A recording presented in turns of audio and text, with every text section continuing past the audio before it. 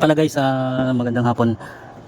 Mag-install kami ngayon ng aircon na TCL 1.5 horsepower. So wala kami iba mapaglagyan ng dahil itong likod na to, iba na may-ari niyan. So dito namin nilagay sa ibabaw ng bubong. Ayan. Nagpabricate kami ng patungan ng bubong ay ng outdoor. Yan, nakapabricate na yan. So dito na lang namin ilalagay yung outdoor niya. Ayan. Bali ang namin, ipapatong na lang namin to dito. Patong na lang namin yan. Dito na kami nagpabricate na lang ng angle bar dito sa yung patungan na lang ng aircon. Ayan. Para yan. So ayun yung aircon, yung outdoor isinasampa na. So bali yan na lang ikakabit namin. Tapos yung indoor pa ikakabit namin. Inuna lang muna namin tong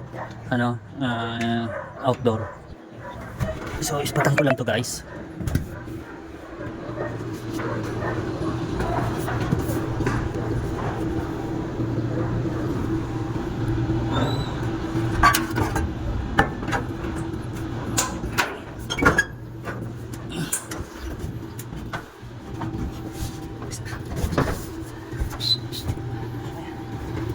Hindi pa mandar, tagal. Tagal. Siguro nasa 7 minutes. Ayan yung ang dungis na. Ang dungis na ng outdoor. Tura kasi yun. No? Dahil dito sa bubong. Tirik na tirik yung bubong dito kaya mahirap mag-fabricate nung paanong footstep nung aircon outdoor. Hindi naman yan. Bakit isang ginugla ko sa kay Kaya Kaya mo sa pero ano yung mapapala yun? Isang lang ganito. Ayan. So bali, ito ispatan ko na lang tong bracket. Kaya lang, salit mo. Ayan na, go. Pagkaya mo. Pagkaya mo.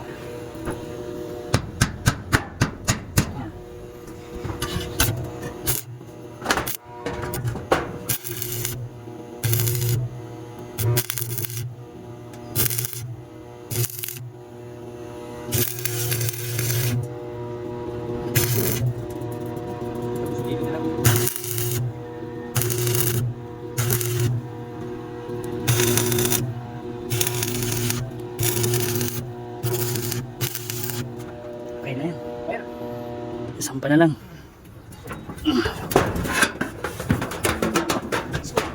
Mainit yung po. Guys, so nakasampa na yan. Nalagyan na lang ng text screw. Para text screw na lang namin. Dungis na nung order kasi sa kamay namin dito na lang namin hinarap yan.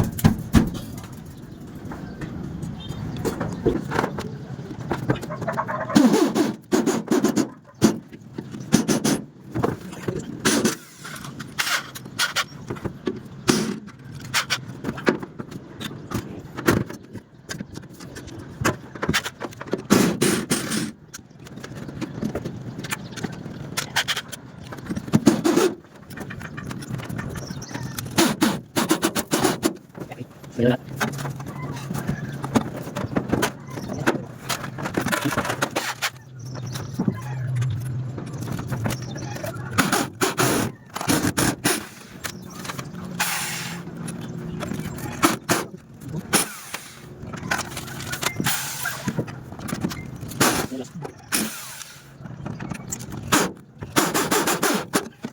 So bali ito guys yung outdoor ay yung indoor.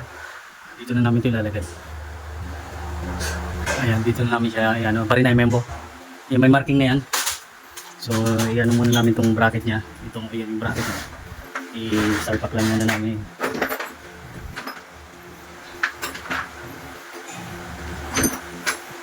Tapos yung drain niya doon na lang namin lulusot sa likod.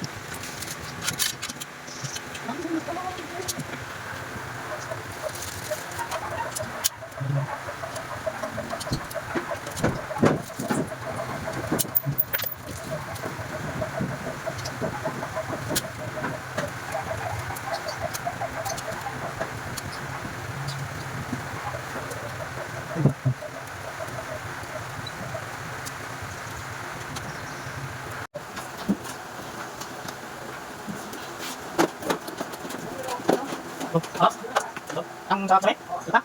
Bubutasan ko dito.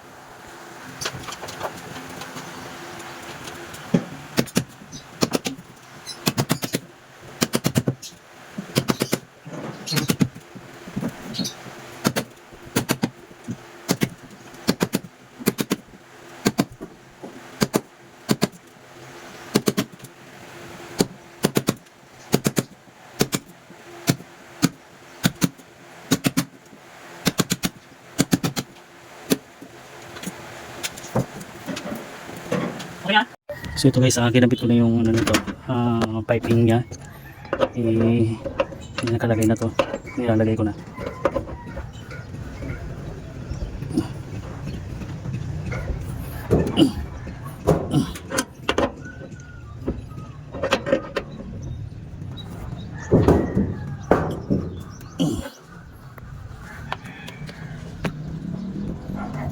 Yung 1/4 boss.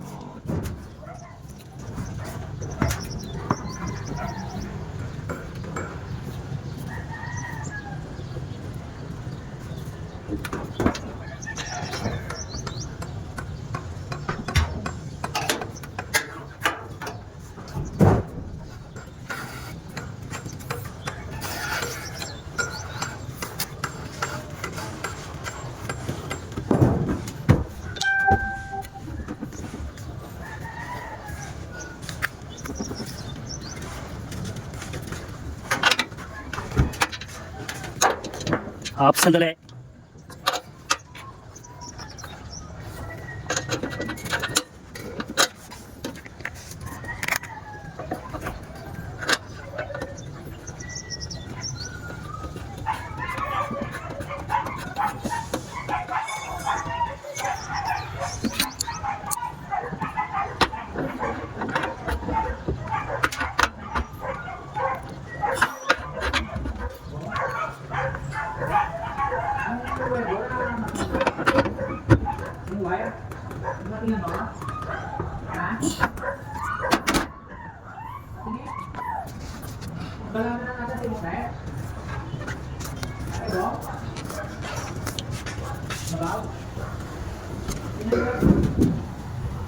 So ayan guys, nakatap na yung ano yan, piping nya.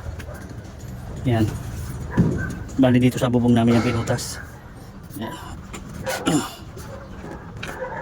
So ayan. Tiri kasi yung bubong dito. Kaya ano.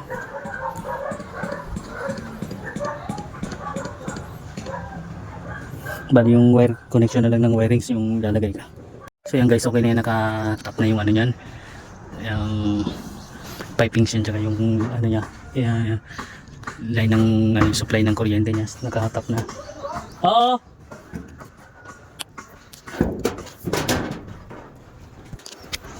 So walang ibang pwesto, kaya dito sa bubong talaga ito na lang yung pinaka ano, lagayan, walang iba. So yan guys, bababa na lang muna para ano ko pa doon sa ilalim, itap ko pa yung fittings doon sa indoor. Ano ka? Hindi ka?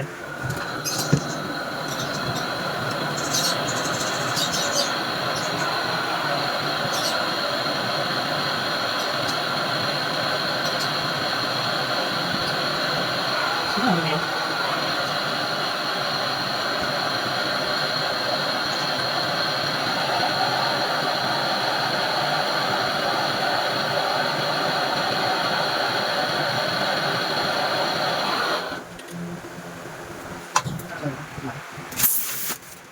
So bali ito guys, bubuksan ko na yung ano,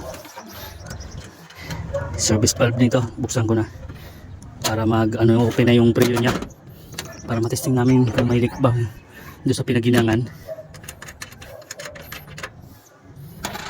Hirap ng ano dito, pesto. So ayan yung ano namin, lagay na ng Volcasil.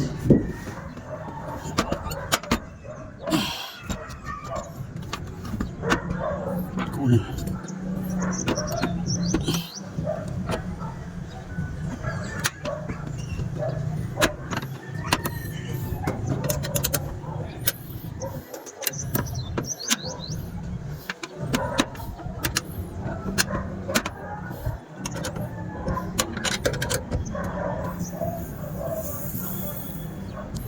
Ayan, nakabukas na.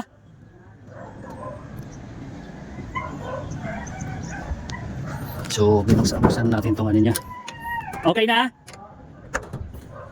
So, ayan.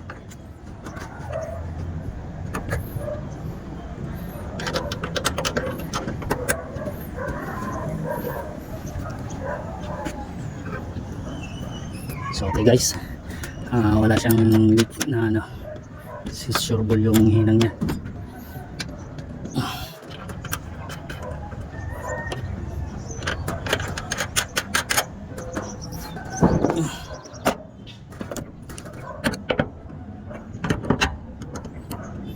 Sobrang tirik kasi ng bubong oh.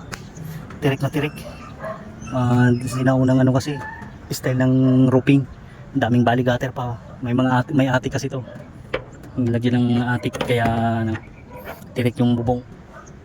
Oh.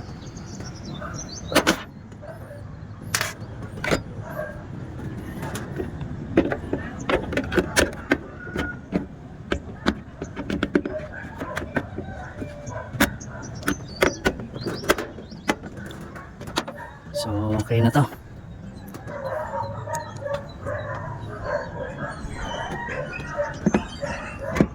TCL. Ito ang murang-murang aircon ngayon, TCL.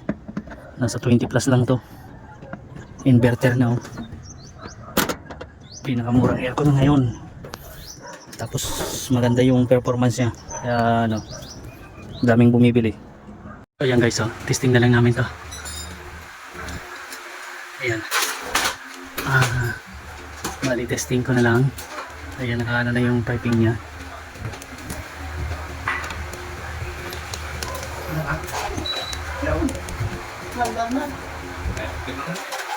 Yung remote mo?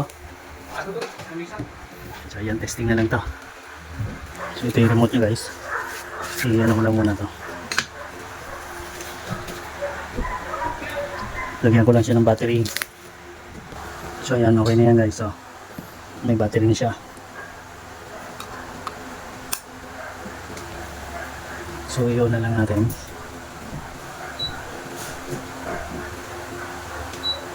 So yun.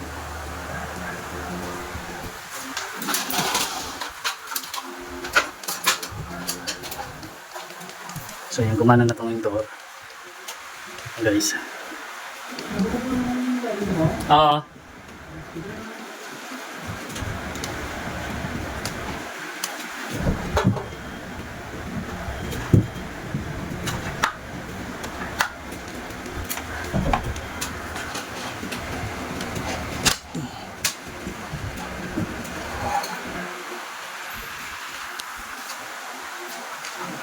Check natin yung pan niya.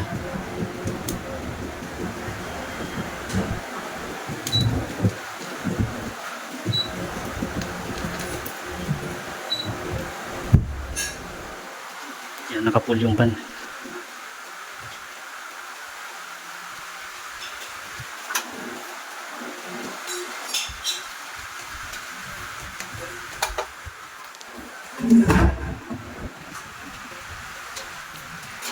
So ayan guys, okay na to. Ayan, gumana na yan.